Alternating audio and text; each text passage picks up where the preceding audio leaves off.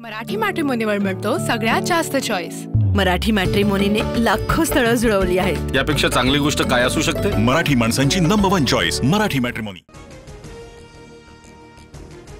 विधानसभा निवडणुकीवेळी दोन माणसं भेटली, 160 जागा निवडून आणण्याची गॅरंटी देत होते, मात्र मी आणि राहुल गांधींनी हा मार्ग नाकारला। शरद पवार यांचा मोठा गौप्यस्फोट। राहुल गांधींसारख्या कपोलकल्पित कहाण्या आता शरद पवारही सांगू लागले।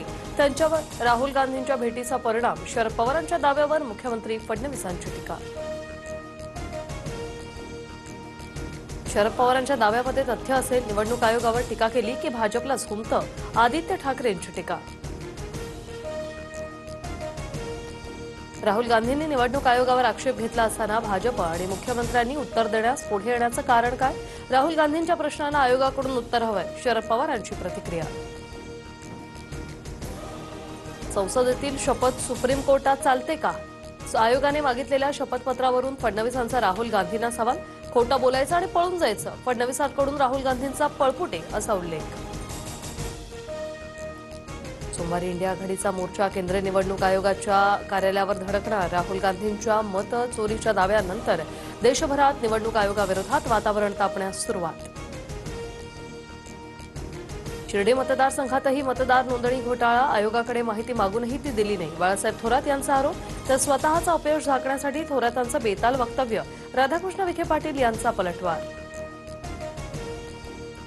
एकनाथ शिंदे कधी बोलत नाही, मात्र शिंदेंचा पुढचा मार्ग कसा असेल याचा अंदाज लवकरच येईल। एकनाथ शिंदेंच्या दिल्ली दौऱ्यावर शरद पवारांचं मोठं विधान।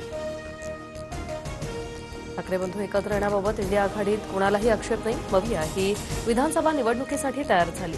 मुंबईत मवियाशिवाय ठाकरे बंधू एकत्र लढू शकतात याचे संजय राऊतांकडून संकेत।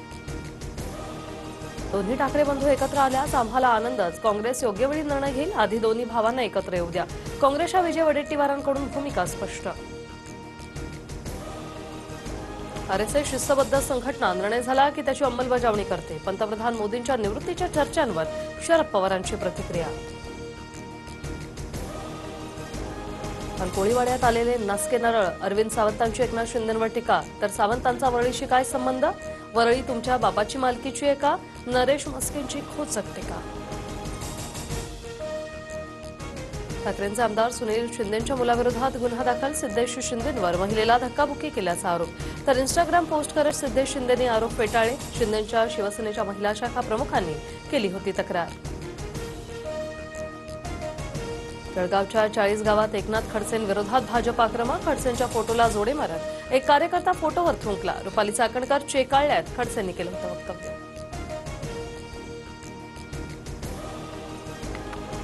काम मी करूनही रावसाहेब दानवेंची बातमी कशी होते? जालन्याचे खासदार कल्याण काळेंचं मिश्किल विधान, तर उत्तर देताना पाय आपटत दानवेंकडून स्वतःच्या कामांचा दाखला।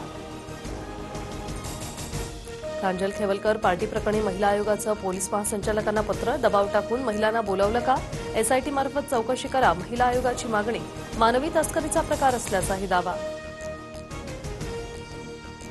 दादरमध्ये कबुतरांना खाद्य टाकणाऱ्या महेंद्र संकलेच्यावर गुन्हा दाखल, शिवाजी पार्क पोलिसांकडून गाडीही जप्त, हायकोर्टाच्या नियमांचं उल्लंघन केल्याने कारवाई। पडळकरांचा कार्यकर्ता शरणू हांडे मारहाण प्रकरण, आणखी 2 आरोपींना 3 दिवसांची पोलीस कोठडी, 4 जणांना आधीच 12 ऑगस्टपर्यंतची पोलीस कोठडी। मराठी मॅट्रिमोनीवर मिळतो सगळ्यात जास्त चॉईस। मराठी मॅट्रिमोनीने लाखो स्थळं जुळवली आहेत। यापेक्षा चांगली गोष्ट काय असू शकते? मराठी माणसांची नंबर 1 चॉईस मराठी मॅट्रिमोनी।